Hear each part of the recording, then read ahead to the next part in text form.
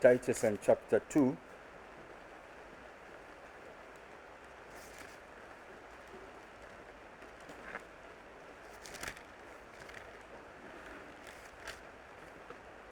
Let me read from verse 1 to verse 5. But as for you, speak the things which are proper for sound doctrine, that the older men be sober, reverent, temperate, sound in faith, in love, in patience. The older women likewise, that they be reverent in behavior, not slanderers, not given to much wine, teachers of good things, that they admonish the young women to love their husbands, to love their children, to be discreet, chaste, homemakers, good, obedient to their own husbands, that the word of God may not be blasphemed. We are back in studying the epistle of Titus, which was written by Paul to Titus. The approach has been what should be put in place when the church seems to be struggling. What are the first things that we should do to provide first aid, if I may put it that way? When the church is rocked with trouble and disorder and the like, because of false teachers and ungodliness and so on and so forth. The first thing that Paul tells us is very clear, that we need to think about the gospel. We need to preach it, think about it, preach it, but also that we need to put a godly leadership in place. We need to put a godly leadership. That message of the cross, its conduit is the godly leadership. You can preach the gospel, but without a godly leadership, you will be doing nothing. You will be wasting your efforts. Okay? But also that these godly men may fight these false teachers and false teaching. That seems to be what the Apostle Paul says. This is paramount. The gospel, the elders, and the fight against false teachers. But as we look at chapter 2, which is where we are, is what second things do we do when we have put in these godly men? Paul seems to be saying that to end there will be obviously not achieving much. We must not forget the church members. The church members must be addressed specifically on what the Lord expects from them, or what their obligations are and responsibilities, and tell them the reason why the Lord tells them to behave in that manner, or tells them to live in that manner. Then we will be achieving the putting the Church of Jesus Christ in order. The members must not be left behind. And he gives broad categories. Category number 1, he says that the older men must be told what God expects from them. The older women must be told what God expects from them. The younger women, the younger men, and the workers, they all have obligations. They all have obligations. And that's what will occupy us in chapter 2. And there is reason why he says that. That is what you see in verse 11 when he says, for the grace. I am saying this must be the pattern among these categories, so that for the grace of God that brings salvation has appeared to all men. To all men. We began to deal with the first category. Or we dealt with the first category, the older men. The older men. By the way, that is how God has structured the church. That is why we must belong to a church. Because they are godly elders, godly or older men and older women that provide that triangle in which discipleship occurs. Right? In which discipleship occurs. We must respect the wisdom of God in growing the church. If any of these groups are absent, the church will be struggling. Even if it has good elders, it will be struggling.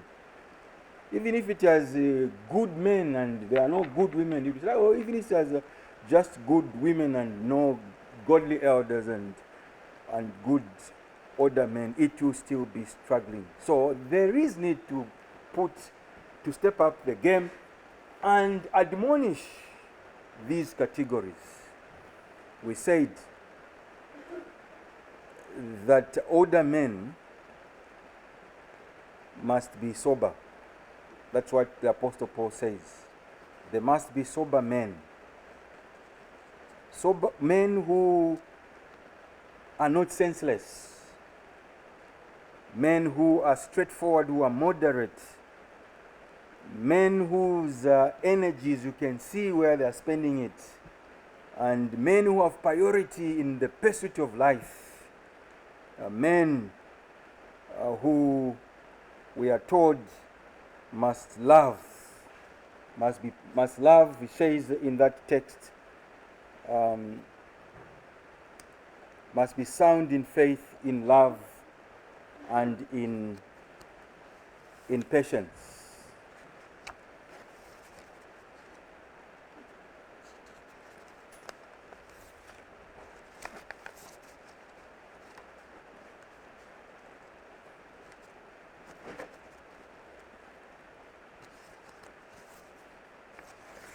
But the second category is that of the women, the older women. So the older men, that's who they should be.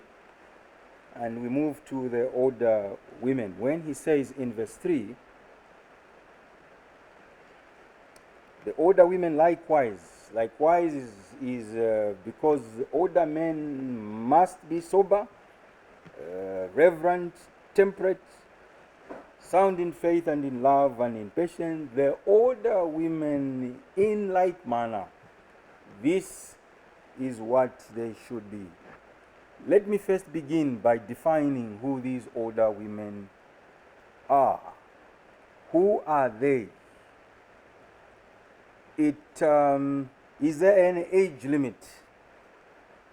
Well, it looks like if you are in Timothy, you will have a hint when Paul is addressing those same categories, and he mentions in chapter 5, remember that he has done this before when he says in chapter 5, do not rebuke an older man, but exhort him as a father, young men as brothers, older women as mothers, younger women as sisters with all purity. Honor widows who are really widows. But if any widow has children or grandchildren, let them first learn to show piety at home and to repay their parents, for this is good and acceptable before God. Now she who is really a widow and left alone, trusted in God, and continues in supplications and prayers night and day. But she who lives in pleasure is dead while she lives.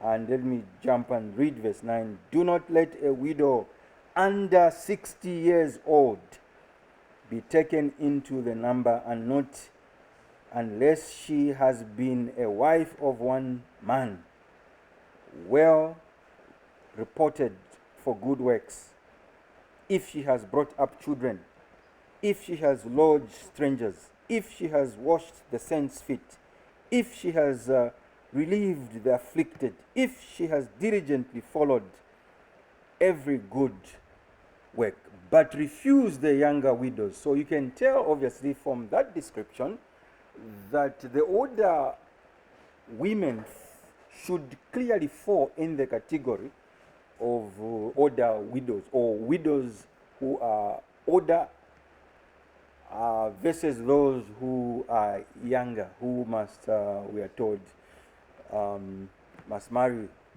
and have their own children.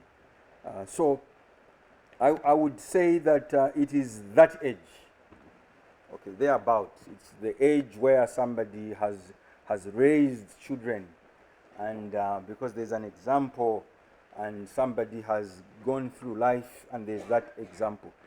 But I would also be quick that it could be relative depending on where you are.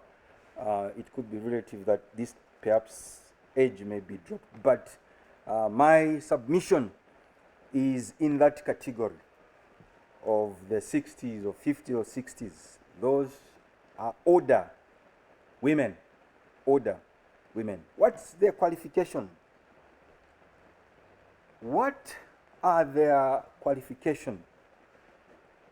Their qualification is seen in two ways: in their character, the character that they possess, and in the ministry that they execute, or they're expected to execute. So the older women that Paul is talking about, which category Paul must admonish, are in this age group, but he says that these have a character and have a ministry. Let's see their character.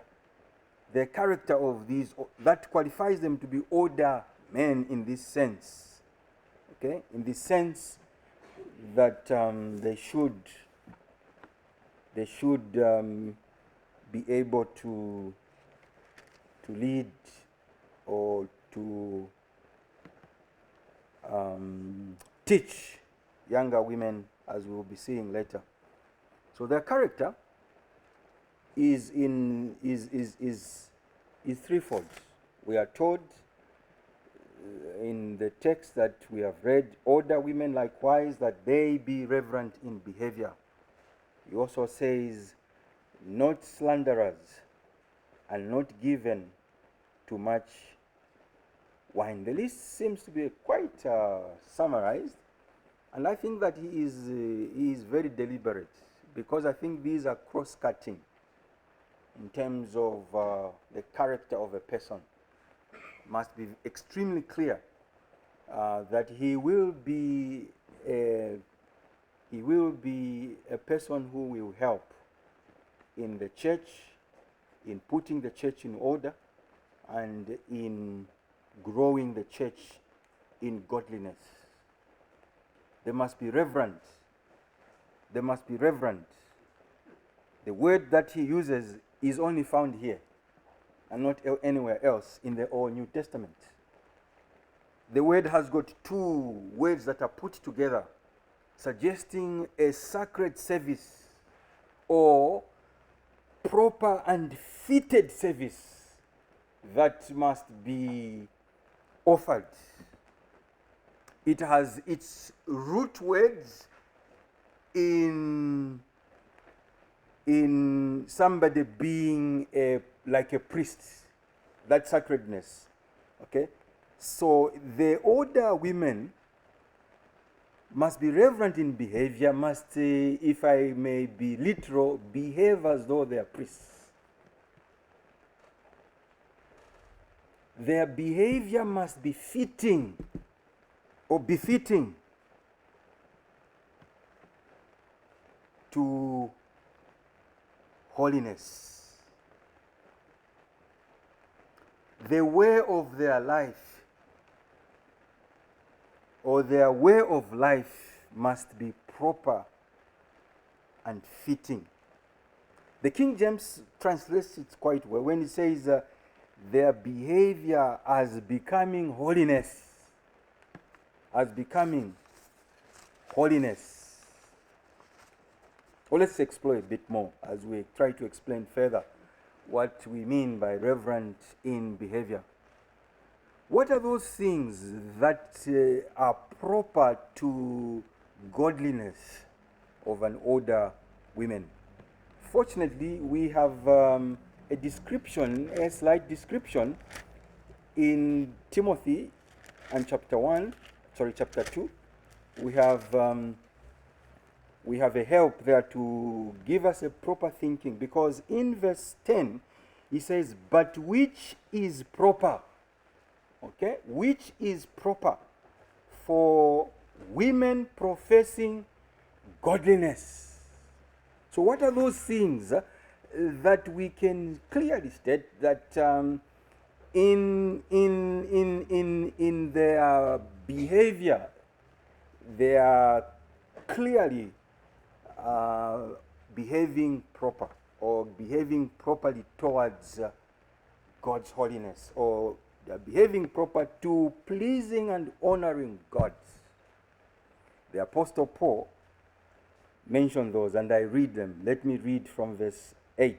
I desire therefore that men pray everywhere, lifting up hands without wrath and doubting. In like manner also that women adorn themselves in modest apparel, in propriety and moderation, not with braided hair or gold or pearls or costly clothing, but which is proper for women professing godliness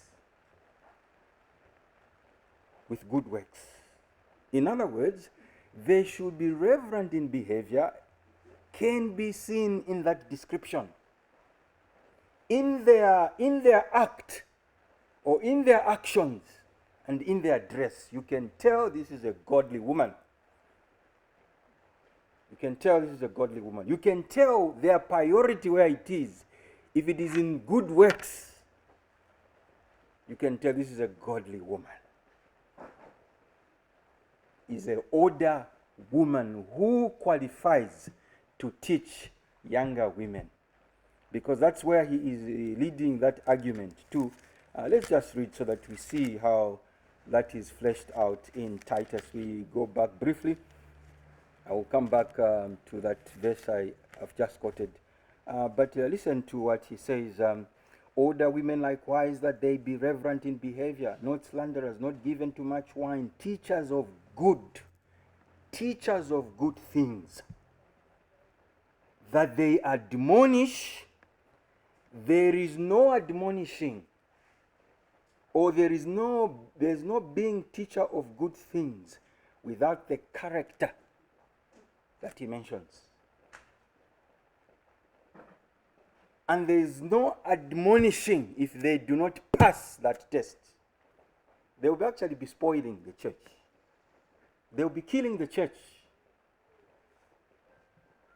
That they should admonish younger women to love their husbands, to love their children, to be discreet, chaste, to be homemakers, to be good, obedient to their own husbands, that the word of God may not be blasphemed. That the word of God may not be blasphemed. So, that example, if I can explore it a bit more, godly behavior can be seen in that text I have read. The Paul's writing to Timothy is one of them, which is very clear, is their dress that speaks quite loud.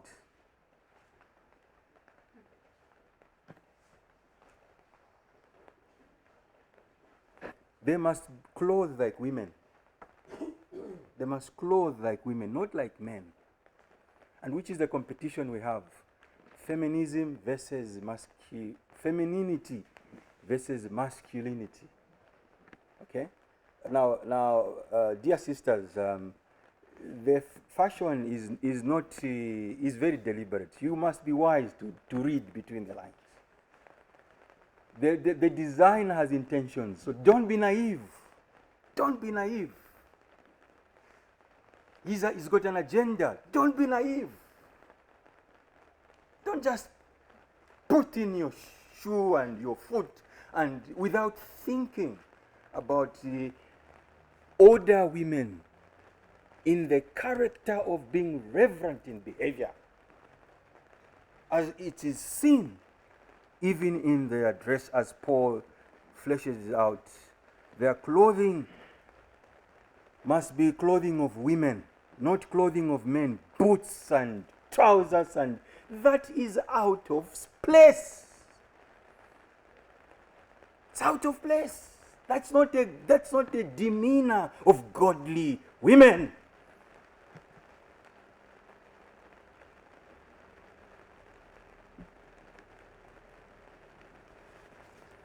And therefore, listen to what he says. In like manner also that women adorn themselves in modest apparel, with propriety and moderation. Even if you have got money, it is moderation. Not with braided hair, he says, or gold or pearl or costly clothing, but which is proper for women, possessing godliness with good works. With good works, not wearing sensual things that are extremely tight and extremely short, revealing. In fact, as somebody says, dressing with insulting. I don't know if you have heard of such a dress. An insulting dress or clothing. That's not godliness. It's not godliness. It must be in moderation. It must not be showy or extremely expensive. Our focus must not be in the entire universe. My bread and butter must not be dress. Listen to what he says. It is, but which is proper for women professing godliness. He says, with good works. With good works.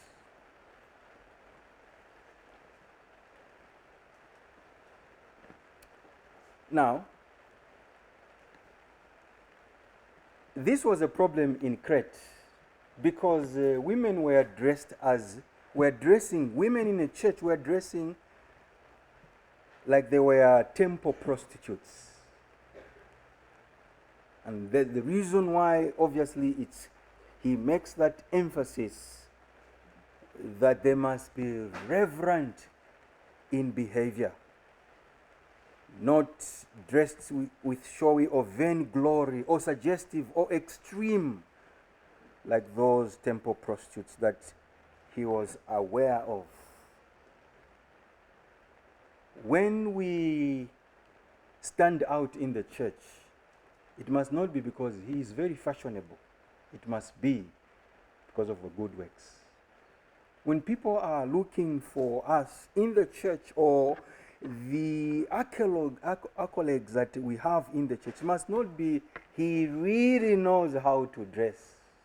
He really knows how to dress. But must be like Dorcas. Good works. I'm not saying that dressing well is sin. Not at all. I'm saying that the reverent behavior must be in moderation, must be with propriety, must be with this insight that our priority is not clothing. It's not clothing. Our second Republican president was very obsessed with dress. And in his wardrobe, I don't know how many shoes he had, And it was an issue. When Zambia was that poor, he had so many shoes. So many shoes.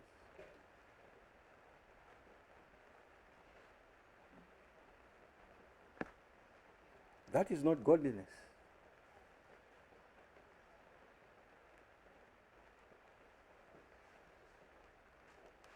It looks like the Apostle Paul is saying that women are prone to carry themselves as though they are young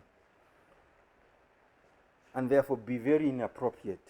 Not that younger men or younger women must be inappropriate, but that we easily forget. We easily forget. The reason why he says, he gives that injunction in older men and older women. Furthermore, our concern must not be outward, but the inner beauty. That's what Peter says. But the inner beauty.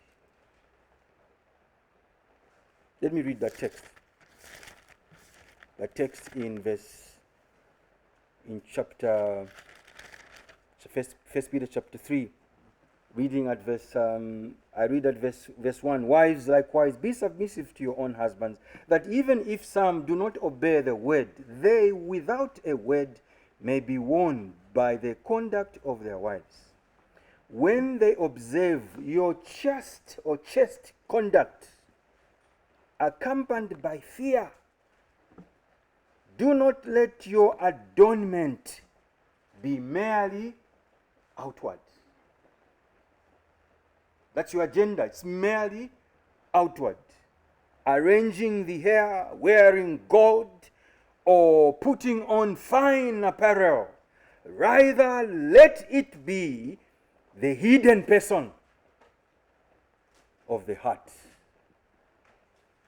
with incorruptible beauty of a gentle and quiet spirit, which is very precious in the sight of God.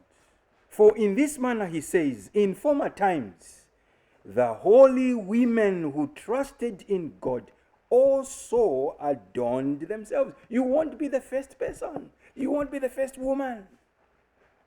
We have an example. We have examples in God's word.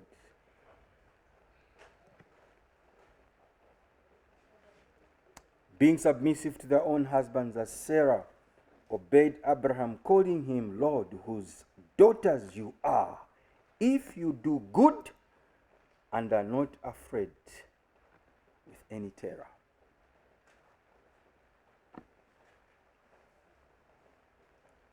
Reverent behavior can be distinguished from clothing.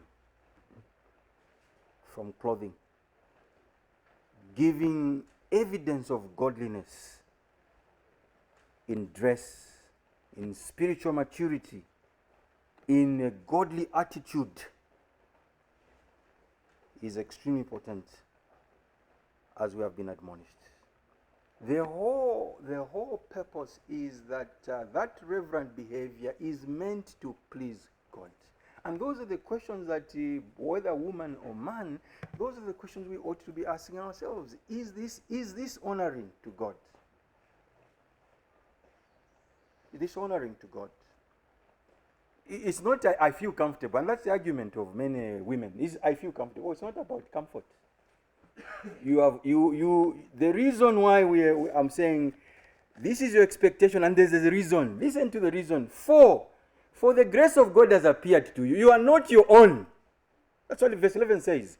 For the grace of God that brings salvation has appeared to all men, teaching us that denying ungodliness, he says, and worldly lusts, we should live soberly, righteously, and godly. Where? In the present world, in a world that is militating against holy living.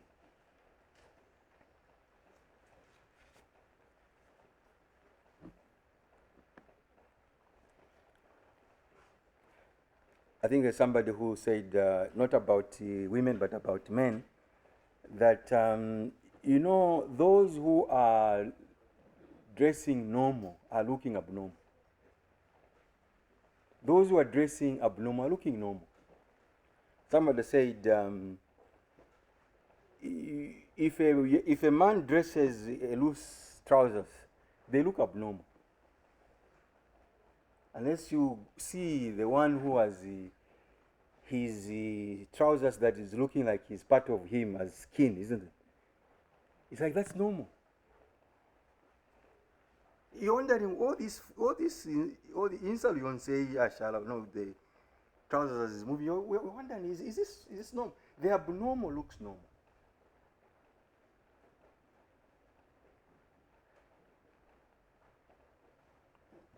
We have a reason. 4. Even if we look sometimes abnormal. 4. The grace of God has appeared. Do you know that fashion comes and fashion goes?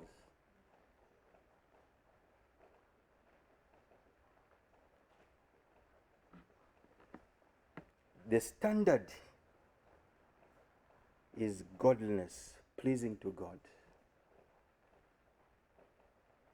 Is it pleasing to God? But he also says it is also seen in parenting. Okay, in that text, I'm just trying to focus myself on that text briefly. You see how Paul says in that verse, when he says, verse 10, chapter 2, but which is proper for women professing godliness with good works, let a woman, he says, learn in silence in all submission, and I do not permit a woman to teach or to have authority over a man, but to be in silence. For Adam was deceived. For Adam was formed first, then Eve. And Adam was not deceived, but the woman being deceived fell into transgression. Verse 15 says, nevertheless, she will be saved in childbearing, if they continue in faith, love, holiness, with self-control. In other words, a godly woman will attach great importance in child rearing, in child upbringing.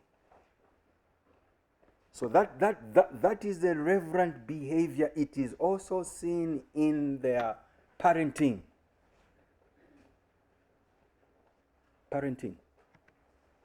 If we abandon our children for career, then it is not reverent behavior.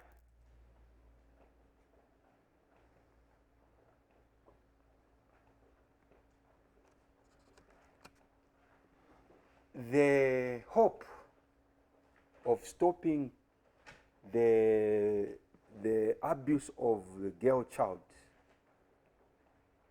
the hope of stopping the,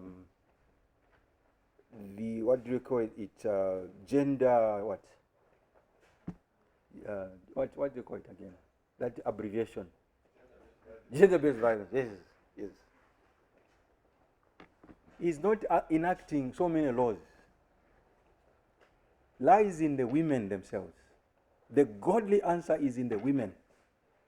If they took parenting seriously, it will end. They will be saved, he says, in childbearing. That saving is quickly explaining that text. Obviously, there's a bit more. But if they raise their own boy child as a godly boy child, he won't abuse the wife that he will marry. That's the solution. So you neglect him now. It's a time bomb. When he grows, he knows nothing about it. He knows nothing about living with women. He will abuse. We will enact laws and policies. This will never end until Christ comes. We will mitigate it if the women, godly women, put their hands to parenting. Let me give an example. One example of that older woman or godly woman who has that character. We have read in 1 Peter chapter 3, 5, 1 to 5 is Sarah. The other example would be the example of Anna, the godly woman. Okay, I think that it is in Luke chapter 2.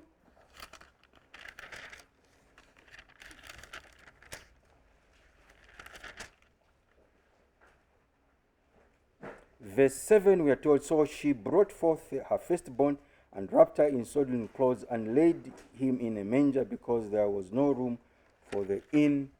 Now, I think I've missed my text. Verse 36, now there was one Anna, a prophetess, daughter of Phinehas, the tribe of Asher. She was of a great age and had lived with her husband 7 years from her virginity. And this woman was a widow about 84 years, who did not depart from the temple, but served God with fasting and prayers night and day. And coming in that instant, she gave thanks to the Lord and spoke of him to all those who looked for the redemption in Jerusalem. So when they had performed all this according to the law, it goes on and on. But that lady is an example of what we are talking about, reverent in behavior. The temple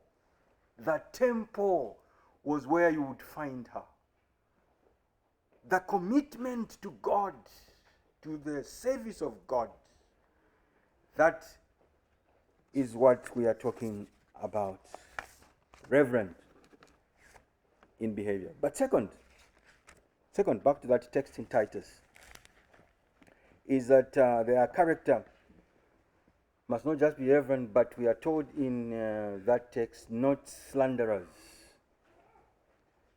not malicious talkers. They must be respectable in conduct. They also must be respectable in speech.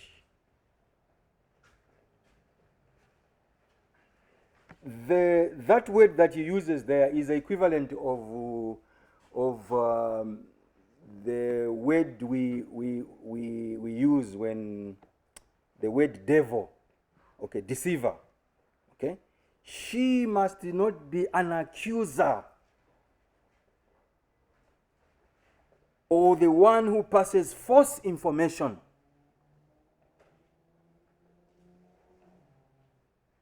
Like Lucifer, who is the accuser of the brethren. The older woman who qualifies to execute that ministry to the younger women must be godly and not a busybody, moving from one home to another, taking bad news about others and being a talebearer.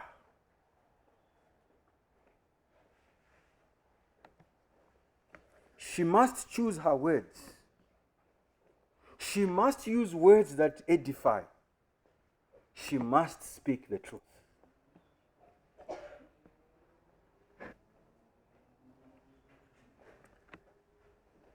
And that is why I think that when they speak, they must realize that in the multitude of words, there is always sin.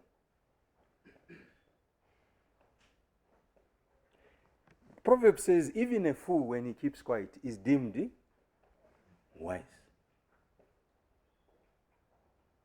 Godly women think about what leaves their mouths. When a word has left your mouth, you catching it and putting it back is only by you asking for forgiveness.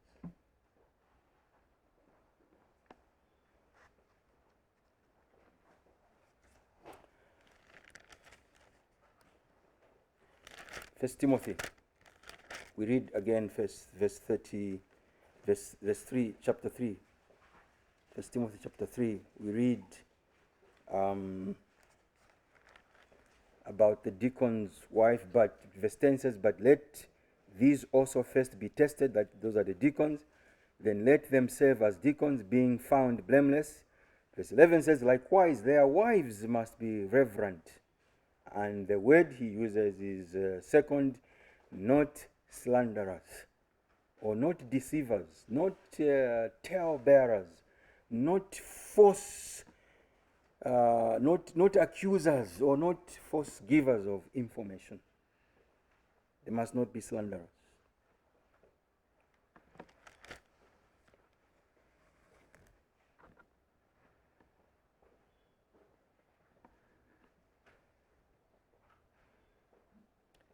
Chapter 1 of Titus, reading at verse 10. For there are many insubordinate, both idle talkers and deceivers, especially those of the circumcision. Now, this was the hallmark of Crete. The church had this as their hallmark, that amidst them it was common to have idle talkers. The reason, obviously, he is clearly stating older women must not be deceivers or idle talkers, as is common among the people of Crete, or among Zambians, or among Africans, or among whatever tribe. But thirdly and lastly,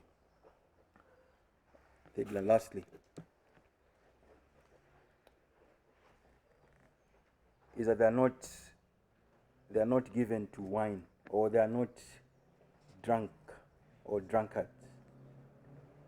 There is respect in conduct, respect in speech, and they must have respect in indulgence, what they indulge in. Okay, this is what you hear Paul says to Titus, not given to much wine. They must have self-control as the fruit of the Spirit of God, as it is mentioned in Galatians 5. To be a drunk is to be under the mastery of wine, or under the mastery of liquor, which inevitably affects you in your decisions, in your actions, in the way you perceive things. And that should not be the characteristic of older women in the church.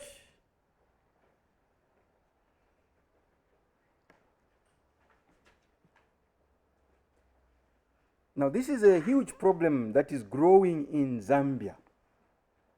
I don't know among the believers, but certainly among general Zambians. It was a problem at that island, because now even a party of a 1-year-old infant, 1-year-old, there's a party, and there are crates of beer. Almost any kitchen party, almost any celebration, there will be tons and tons of liquor.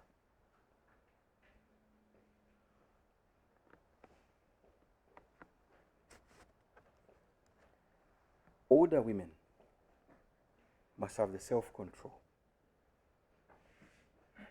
Must have the self-control. Because that is the fruit of the Spirit of God.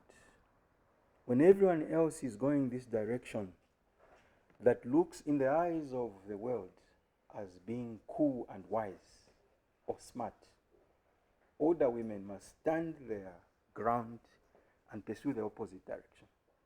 They must have the self-control to beat the body, to master it, to put it under subjection, and say no. No to the standards of the world. No to what the world calls life. Well, let me leave the teaching part for another time. Let me give a few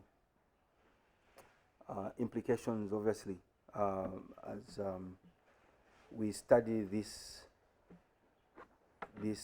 aspect of of ordering the church, putting in place a godly leadership, making sure the gospel is being preached, and making sure that the church in those 5 categories, we address what God expects from them. Okay? God expects godly women, older women to be godly. Not, as we've said, busybodies. The reason for these qualities, as I transition to make these applications, the reason for these qualities is because it is in anticipation of their work. It is an anticipation of their work. The Lord expects in their character to be godly, in their ministry to reach the younger woman or the younger women. So the qualities are in anticipation to the teaching ministry, which he calls teachers of good. In other words, their qualities are a safeguard for their protege or protege. This is a safeguard for the learner. Because Paul knows that they will exert influence. If they are ungodly, it will be a negative influence.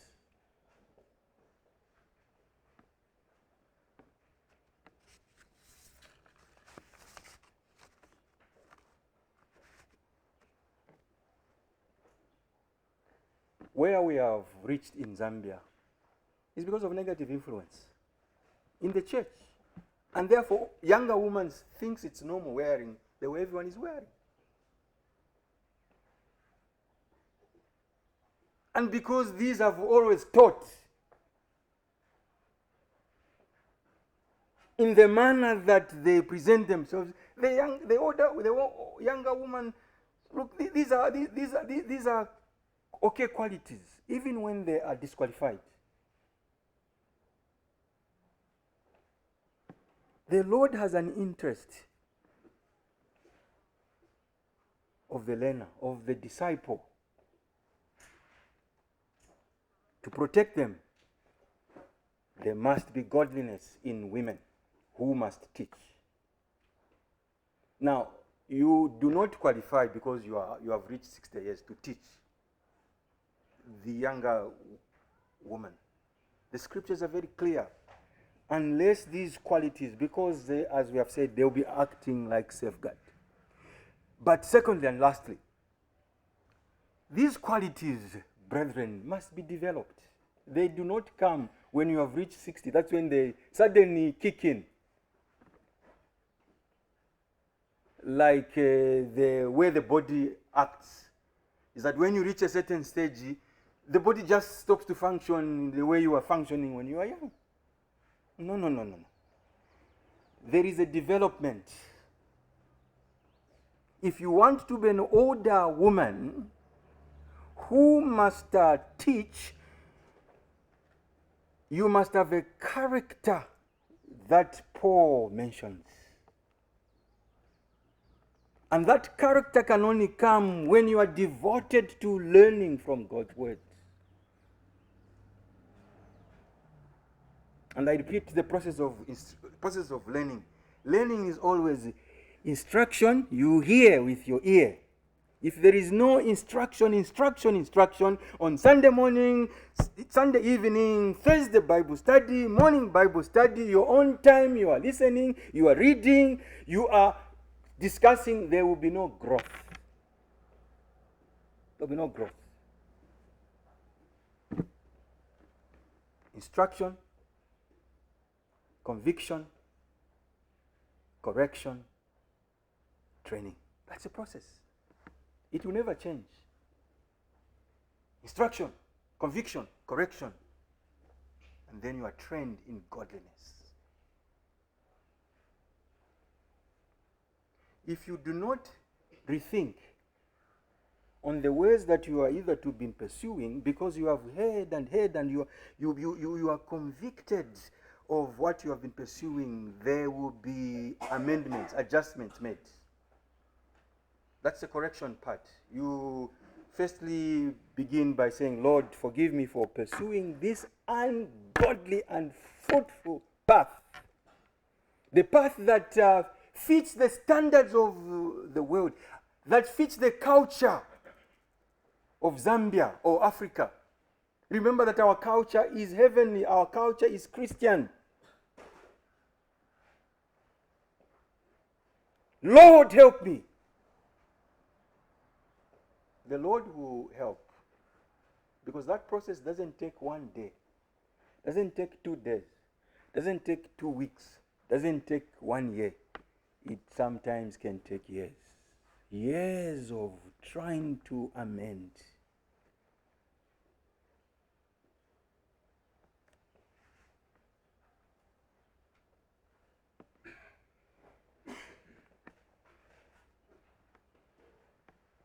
These qualities come because there is a devotion. They are developed. And they are developed when we are young Christians, when we are still young in age and young in the faith. Because the time we are reaching old, we're becoming older women, is that all these we possess.